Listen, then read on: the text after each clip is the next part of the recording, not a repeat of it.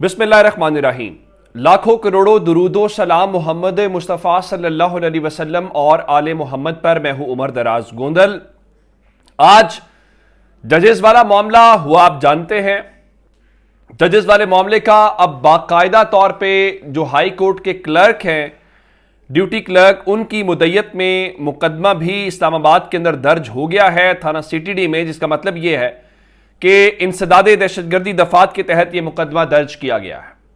लेकिन अब आप जानते हैं कि सुप्रीम कोर्ट लगने वाली है और सुप्रीम कोर्ट कल लगनी है, लेकिन उसके लगने से पहले 7 जजेस के बैठने से पहले चंद बड़ी खबरें हैं। देखिए, लोग पाकिस्तान तहरीक इंसाफ की जानिब देख रहे हैं। लोग कह रहे हैं कि अगर तो आपने सिर्फ बयानात ही देने हैं, घर ही बैठे रहना, तो फिर बैठे रहें। फिर इस तरह तो ना इमरान खान की रिहाई हो पाएगी, ना बाकी आप कोई काम कर पाएंगे। फिर जजेस को भी डराया धमकाया जाएगा, फिर खैबर पख्तूनख्वा के अंदर इलेक्शन भी नहीं होने दिया जाएगा और आप कुछ कर नहीं पाएंगे। लेकिन जाहिर है, कौम को जिस चीज का इंतजार था, अब वो इंतजार खत्म होने वाला है और आज पाकिस्तान तहरीक इंसाफ ने पहला कदम उठाया है और ये कदम एक बड़ा मौसर कदम है।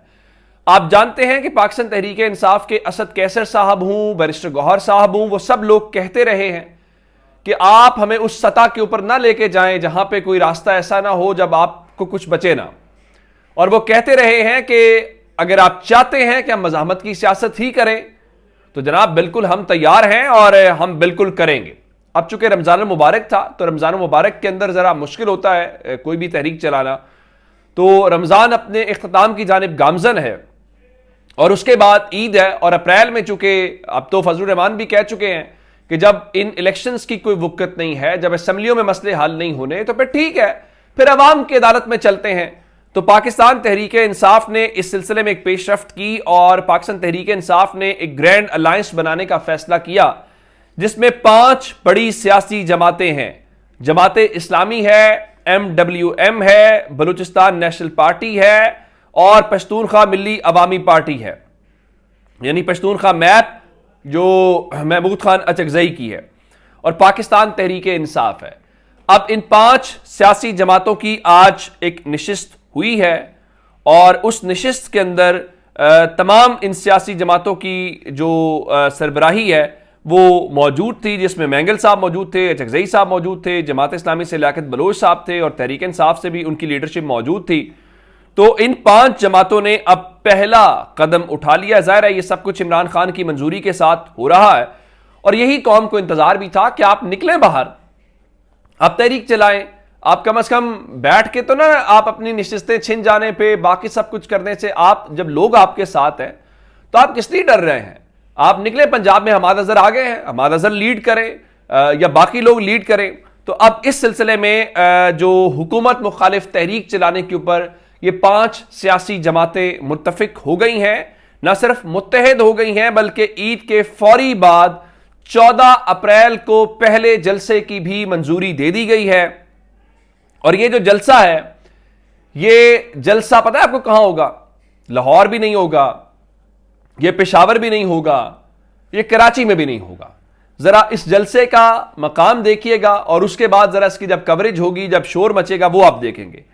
इन तमाम 5 सियासी जमातों ने अब इस सिलसिले में फैसला यह किया है कि उसमें सुन्नी इत्तेहाद काउंसिल भी ज़ाहिर शामिल है, तहरीक इंसाफ को कहें या सुन्नी इत्तेहाद काउंसिल के। पहला जलसा कोयटा के अंदर 14 अप्रैल को उन्होंने करने का फैसला कर लिया है। तो इसका मतलब यह है कि आप अब 14 अप्रैल को उनको रोक के दिखाइएगा। और यह तो हो गया 14 अप्रैल को जो 5 सियासी जमातें करेंगी। उसके अलावा आज ही पाकिस्तान तहरीक इंसाफ ने 19 अप्रैल को लियाकत बाग के अंदर जलसा करने का ऐलान कर रखा है और उन्होंने इस सिलसिले में जो DC रावलपिंडी हैं उनको दरखास्त भी जमा करा दी है। अब इस्लामाबाद वाला जलसा है, उसका 5 तारीख की उन्होंने दरखास्त दी हुई है। अब उस हवाले से इंतजामिया ने अभी तक इजाजत तो नहीं दी, लेकिन उसमें क्या कुछ होता है वो भी समझ आ जाएगी। आज उससे पहले पाकिस्तान तहरीक इंसाफ के जो वकला हैं उन्होंने सुप्रीम कोर्ट के बाहर एहतजाज किया, जिसमें हमने तहरीक इंसाफ के रहनुमाओं को देखा। फैसल जावेद थे, शेर अफजल मरबत थे, बाकी सब लोग थे और वो इमरान खान की रिहाई के लिए वहां पे ये चीजें कर रहे थे। इसका मतलब है कि ये मोमेंटम बनता हुआ दिखाई दे रहा है। अब आप इसको रोक नहीं पाएंगे। एक मामला तो हो गया ये, दूसरा, मैं आपको बताना ये चाहता हूं कि इमरान खान ने भी आज अपनी टीम के अंदर कुछ उखाड़ पिछाड़ शुरू की है, और मेरा ख्याल है शहबाज, अगर ये तहरीक चल रही है और ये सब कुछ हो रहा है तो फिर जनाब शहबाज शरीफ सामान बांध लें। अब ये जो सिलसिला है ये लंबा चलेगा नहीं। ये तो चले 5 जमातें हैं, फजलुर रहमान की तहरीक भी आ रही है। अब देखना यह है कि फजलुर रहमान अकेले बैठते हैं। फजलुर रहमान ज्यादा अच्छा तो यह है कि इन जमातों के साथ शामिल हूं और एक अवामी तहरीक भरपूर तरीके से, अगर आपका केस सबका सेम है तो फिर आपका प्लेटफॉर्म भी सेम होना चाहिए सबका। इमरान खान ने आज क्या किया है, एक आपको याद है कि जो सुप्रिटेंडेंट अडयाला जेल है उनके साथ एक मुआहिदा हुआ था जिसमें यह तय पाया था कौन इमरान खान से किस दिन मिलेगा। 2 फैसले हुए हैं। एक, शेर अफजल मरवत को इमरान खान की फोकल टीम से हटा दिया गया, यह बहुत बड़ी खबर है। न सिर्फ शेर अफजल मरवत को फोकल पर्सन की लिस्ट में से निकाल दिया गया बल्कि उसके साथ जो उमैर न्याजी हैं उनको भी निकाल दिया गया है। यानी अब ये दोनों लोग जो हैं वो आइंदा इमरान खान से अडयाला जेल में मुलाकातें कौन करेगा उस हवाले से अब ये नाम नहीं दे सकेंगे।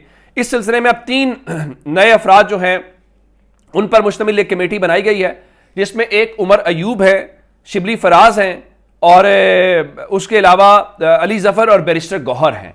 यानी आप ये देखिए कि उसमें जरा सियासी लोगों की शमूलियत ज्यादा की गई है। उसकी वजह यह है कि आखिरी कोर कमेटी के इजलास में ये तनकीद हुई थी कि वकला वहां से जो पैगाम लेके आते हैं वो पूरा पैगाम नहीं पहुंचाते।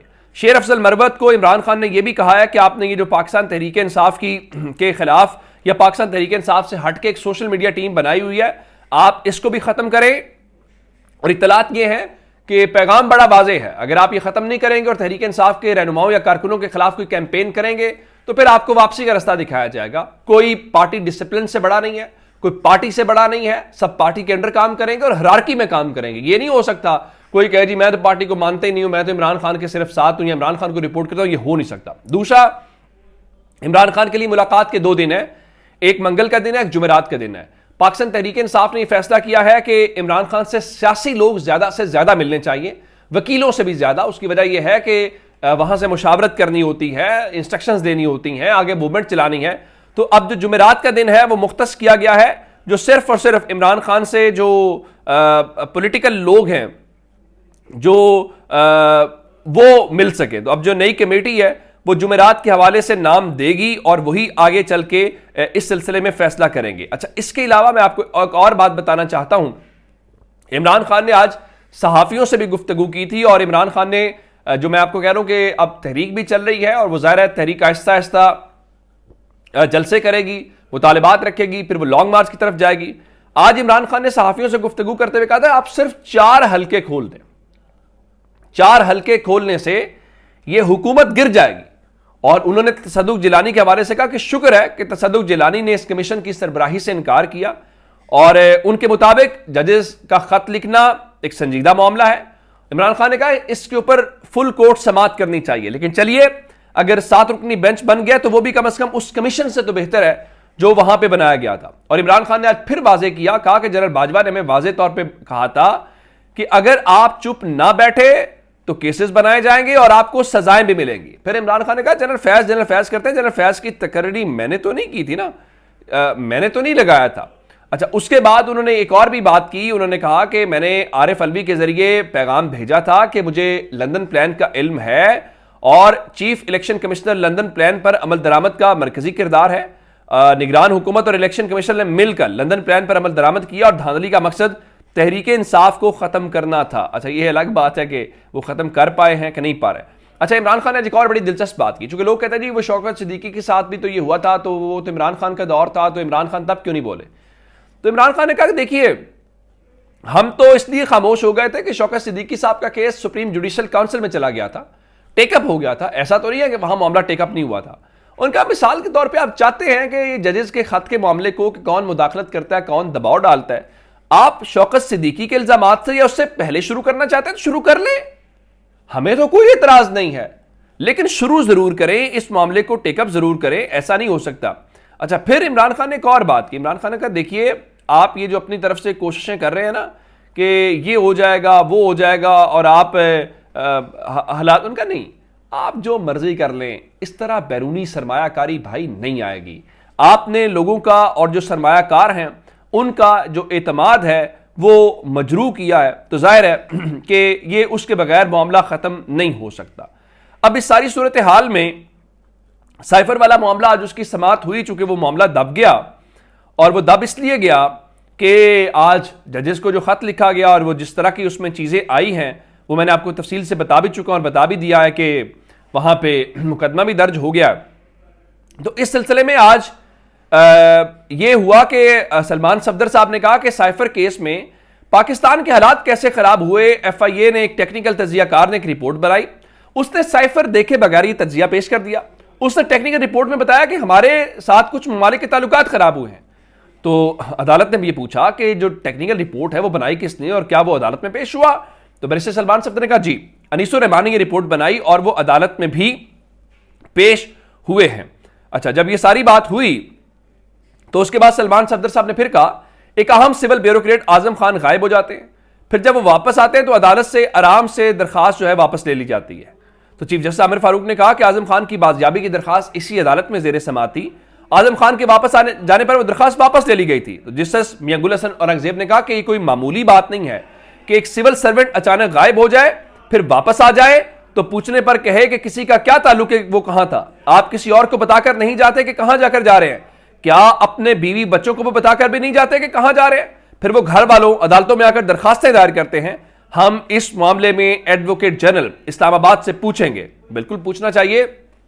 असल बात यह है कि उनसे तो आप पूछेंगे ही पूछेंगे, लेकिन पूछना तो चाहिए उन लोगों से जिन्होंने ये अभी जजेस वाला मामला है। आप सिर्फ जजेस वाला मामला टेकअप कर लें तो मेरे ख्याल से बहुत सारा मसला हल हो जाएगा। और इस सिलसिले में मैं आपको बताना चाहता हूं कि Lahore high court bar association ने एक दरखास्त सुप्रीम कोर्ट में दायर की है और उन्होंने कहा है कि इसकी जुडिशल इंक्वायरी कराई जाए। उनके अलावा जो एतजाज एहसन साहब हैं उन्होंने भी दरखास्त दायर की है और यह कहा है कि 3 हाजिर सर्विस जजेस के ऊपर एक मुश्तमिल कमीशन बनाया जाए।